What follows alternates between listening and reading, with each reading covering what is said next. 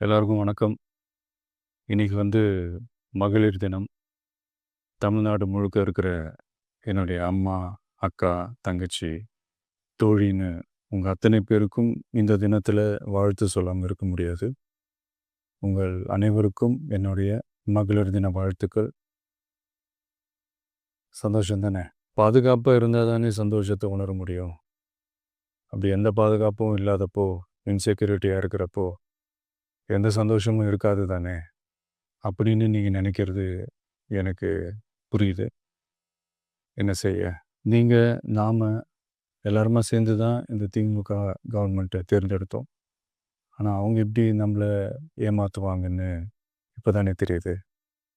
எல்லாமே இங்க மாறக்கூடியது தானே! மாற்றத்துக்கு உரியது தானே! கவலைப்படாதீங்க.